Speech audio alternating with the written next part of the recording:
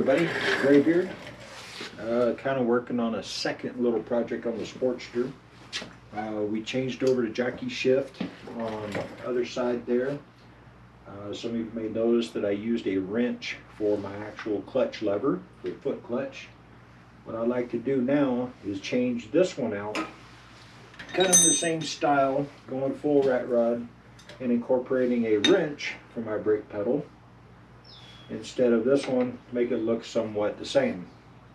So bear with me here. I'm going to pull this one off and then we'll see what we need to do. At least I know that my angles and everything are pretty much the same as what this would be, so it's going to be a pretty straightforward operation. So what I got to do is I got to remove this lever. It mounts with 3 bolts to the surface of this bushing here, and then we're going to figure out using this 3/16 steel plate, try to mimic this section here and give us a way of attaching this wrench onto that and putting this peg onto this end of the wrench here. So if all goes well, it's going to look pretty cool. This may be a couple part video. I'm going to try to keep it from being too long because, as you all know, it takes forever to upload a video up to YouTube. So let's see what we can do. First of all, I'm going to get these bolts out. They haven't been off in many years. Get this out of the way.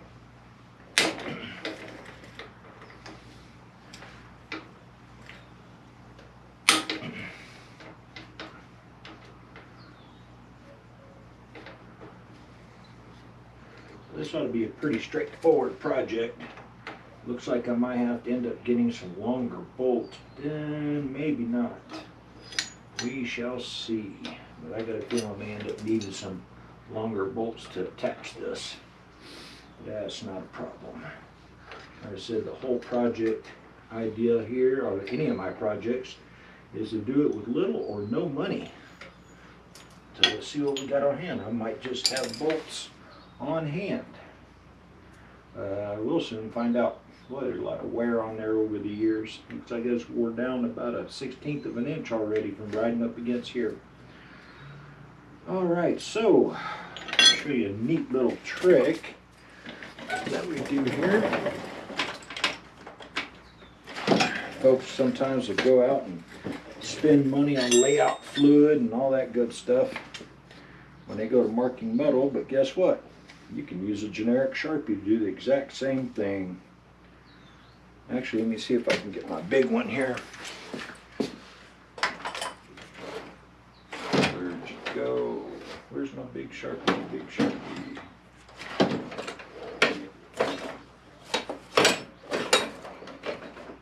There it is. This one's actually a Sharpie, but it's huge. So what we do is you just coat this puppy up with a layer of ink.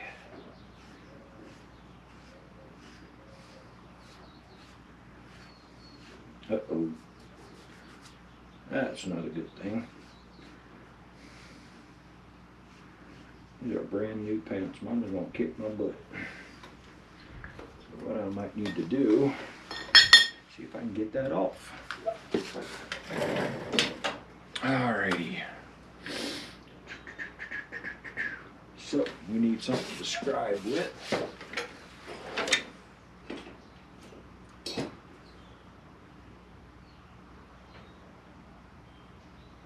And this ought to do. So what we're going to do here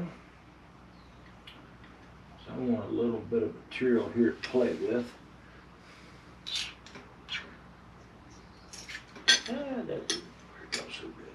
I might need to clamp that on there. So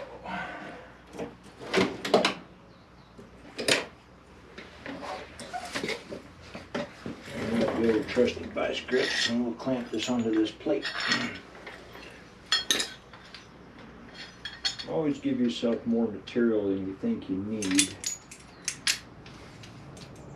You can always take it away, and you can always put it back for that matter, being steel, but sometimes it's not that easy.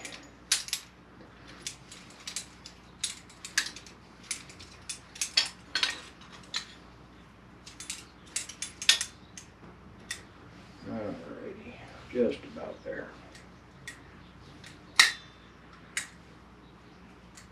Alright, that should stay in place. Then describe the diameter of this. That way we know what we're going to work with.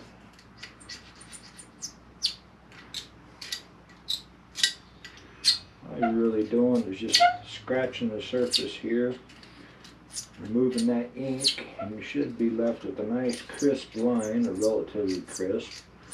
So we're not going for precision here. Normally I would go in and take this coating that's on there that protects the steel.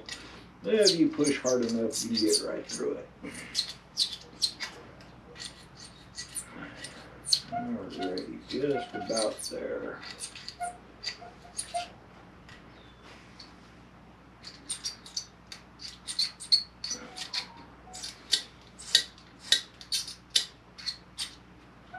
That should do it. Now I need to get my center punch so we can't mark these holes.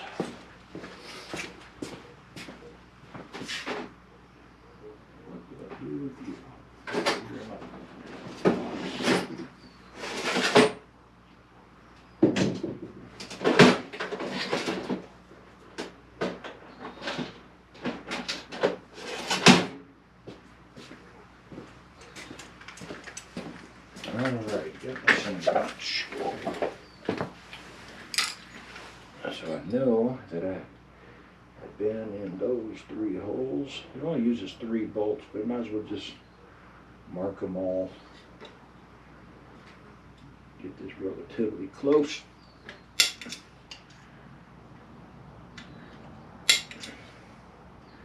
Anything will give us an idea. What I may end up doing is cheating before I drill these holes. What you can do is clean that steel up, put it back on there, and shoot a layer of paint over it, and your holes will show up.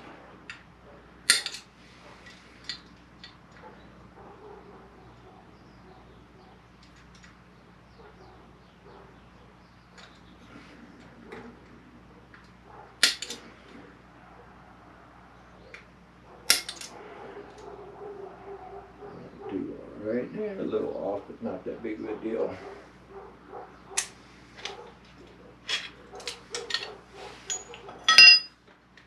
Yeah, you can see all the holes. Right, that last one should be right about there. Right, let me find a rag here. I can't show you how this looks. Alright, so here we go. Got our outline in each of the holes. So that's pretty much just a guideline as to what we're going to do. So what I had thought about doing, as far as the way the shifter works, once I get this plate cut and drilled, thought about welding this lug nut. This is a solid chrome lug nut. Weld that bad boy right here. And then I'm taking this wrench and welding it onto this nut. So basically I would have to weld the wrench onto the nut first on this back side, maybe a little tack here and here. Then when this is on here, it would basically look just as if the wrench is sitting on the nut. And that's where you get people's attention with simple little things like that. So if we get that cut out, that'll be sitting about there. Then I can figure out, yeah, that's going to be about right, because I didn't want my brake pedal to be just a little bit further forward. I think that'll work out pretty slick. I think that'll work out okay. Get that out of the way, see what I'm talking about. That'll be about there. Weld that on. The brake pedal will be sitting right about there. I think that'll work all right. And then all I have to do is drill the head of the bolt here, or do like I did on the other side, weld the bolt on for that peg to latch on to. So let's see, is this the magic size? No, it's not. Next size up. So let me grab another wrench and we'll see about pulling this off of here.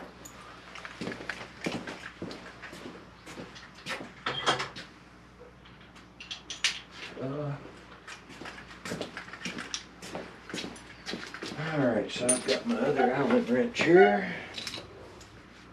Really hate doing it like this, but I ain't got much choice as far as clamping onto this sucker, because it's generally Loctite on these and they generally don't like to come off real easy. Of course, this one hasn't been off in at least 15 years that I know of since I put it on there.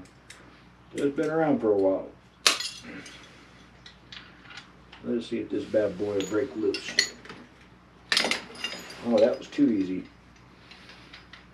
Alrighty.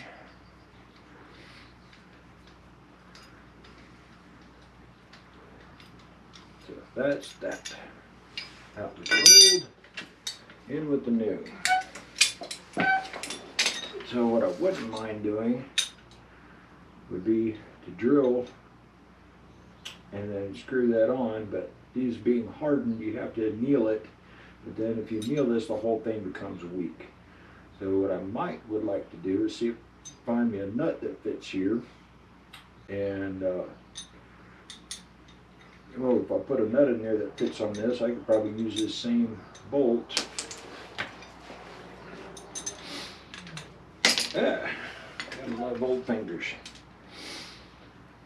And then that way, just do a compression fit with this with the nut in the wrench. But if you do it that way, you don't get to see the goodness of the wrench, other than the fact that wrench is on a nut. So that's why I like the idea of the other side, that I could even actually just weld this stud right onto there and you still got the wrench opening. I think that's going to work. Yes, I think it will. So here's what I'm basically looking at. We have that cut out. I have this wrench attached here. Let's see here.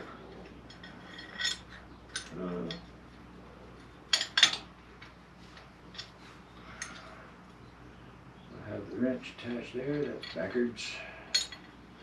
Yes, I'm a southern boy. It's backwards. Alrighty. So that'll play out like so.